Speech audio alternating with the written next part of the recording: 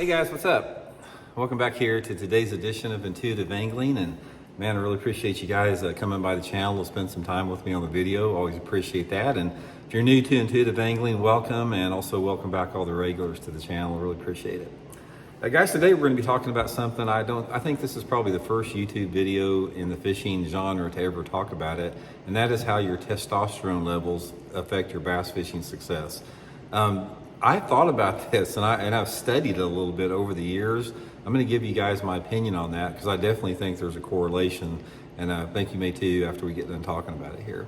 Also, guys, I'd just like to extend a big thank you out there to everybody that's helped support Intuitive Angling here. Everybody out there that's been using my all the links I put in the description, especially my Tackle Warehouse link. You guys get tired of me hearing talking about that, but that's a big help to support the channel. And also, I'd like to invite everybody out there to hit that subscribe button here at Intuitive Angling. That's much appreciated also. Okay, guys, one of the I guess the byproducts of fishing, as long as I have competitively fishing, I've been fishing tournaments since, I think I fished my first tournament in 1979, and I've fished them ever since then, for over 50 years. And so I've seen the natural progression the aging process has on angling as far as how it affects your angling success.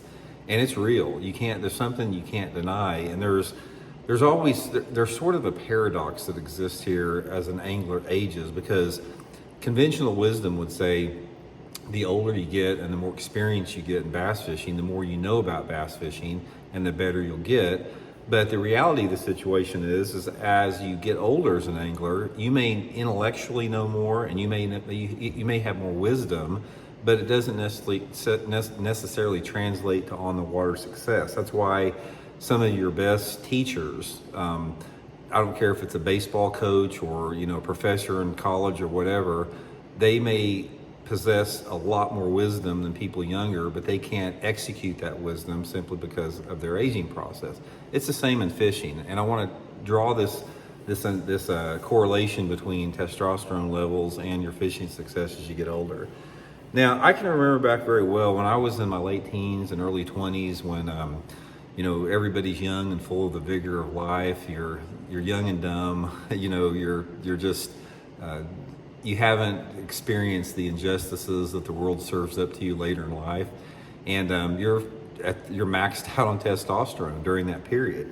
And I remember back in my early to mid 20s, it really actually up until my late 20s, the gambles that I took on the water as far as fishing, I think were directly connected to higher testosterone levels. And I didn't think twice about it. Guys, I didn't think twice about making a 100-mile boat run in 4-foot waves. I didn't think twice about jumping a sandbar to get back into the back of a creek. Guys, I had several situations in my 20s where there would literally be a 15-foot sandbar that's dry, that much dry land, and I'd hit that thing in my Ranger 350 with a 150 horsepower motor and jump that thing. Jumping logs, running back into shallow water that I knew if I shut down, I would be stuck and I'd have to hire a helicopter to get me out of. That is something that you do that's correlated directly with higher testosterone levels. And as you get older, you don't take those kind of risks. You don't take that approach to fishing out there. And one of the things that I noticed as I got older as an angler, and in the correlation with that, as your testosterone starts to drop off as you get older, is you become a lot more conservative in your fishing approach as far as the techniques and what you're willing to do and what you're willing to risk. You're not as willing to, as you get older, you're not as willing to jump that sandbar. You're not as willing to get out there and make that long run in super rough water. You're not as willing to put yourself in a position to potentially have something happen. And part of that could be because you're smarter, but I think a lot of it has to do with you simply don't have that aggressive drive that is associated with higher testosterone levels as an angler. That's why a lot of your anglers that are in their 20s, they're the hard charging, balls to the wall. They're the young and dumb ones that you see them running like their boats like this at a tournament takeoff, and their partners can't even hardly hold on to the boat.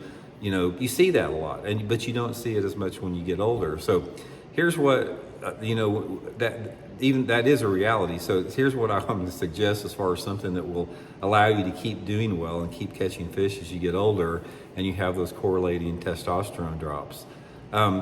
First of all, you're gonna start noticing this significantly once you start getting into your 40s. That is sort of like the age where you really you have to start fighting hard to keep it and not lose it. But that's when your testosterone levels start to drop off. And one of the things that you can do about that is, if you want to change your approach from when you were a younger angler, you may have to change techniques more. Instead of getting out there, and burning a spinnerbait or covering 1,000 miles of water with a crankbait or something like that, you may have to slow down and start mastering, picking apart cover with a jig or plastic worm or a shaky head or something like that. One of the things I noticed, here's a good example of it, guys. Guido Hibden, he was an angler that he won tournaments up into his 60s, big tournaments, and he did really good in his 50s and 60s as an angler. And Guido adjusted his style. He was like, you'd see him sitting in his butt seat with the spinning rod out there, and he'd make 50 casts to one, lay down tree before he'd move on to the next one, and he did well with that. So that's sort of like the natural progression that comes with age and the correlation of the dropping testosterone with that. And it's not a bad thing. It's a natural thing that's going to happen to everybody. But guys, one thing that I would suggest for you to fight it, because you want to fight it tooth and nail. And guys, you've heard me talk about this before. Guys, if you want to offset your dropping testosterone when you get older, all you guys out there that are over your 40s, 50s, 60s, 70s, 80s, whatever, if you want to offset that and sort of, de-age yourself a little bit, get your butt in the gym and start lifting weights. Guys, having muscle, as you get older, you start to lose muscle as you start to get into your 40s. If you get your butt into the gym 3 or 4 days a week, 3 or 4 or 5 days a week, and you lift weights all the time, you can actually gain muscle mass with that. And the muscle mass is like the secret to longevity. It's the number one way to anti-age your body and to keep your testosterone levels up and to maintain good health. There's nothing more important, guys. If you came to me and said, Randy, give me some advice on life, one of the first things I would tell you guys is lift weights. Lifting weights will help your life out in every single way that you can imagine. Testosterone levels, mood, energy levels, the way that you sleep, your overall, outlook on life, everything about it, your ability to do everyday tasks out there. Because one of the things I've noticed, that you can see somebody, obvious, that you can look at somebody that's never been in the gym in the day of their life, and when they're in their 60s, you can tell. And then you can look to somebody that spends a lot of time in the gym. I'm going to be 63 years old in a couple months, guys, and I've got more muscle on me now than I ever have, because I get into that gym 4 days a week and I lift weights hard. And I don't want to. I hate it. I hate going to the gym, but I do it because you've got to do it. If you want to resist that and fight that, you have got to put your butt in the gym, and don't ever let up on it.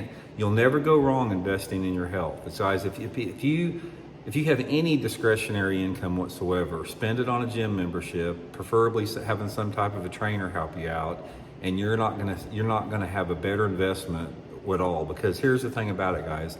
Would you rather be somebody that's 80 years old and decrepit and have millions and millions of dollars in the bank, or would you rather be somebody that's 50, 60, 70 years old and not have much money in the bank, but you're strong and vibrant and healthy? It's pretty obvious to me on that. So anyway, guys, it's going to happen. All you dudes out there that in your 20s or that think you're on the top of the world and you're full of the vigor of life and you just think you're bulletproof, your day's coming, your testosterone's going to start dropping, get into that gym when you start hitting 40 and you won't regret it. So see you guys later.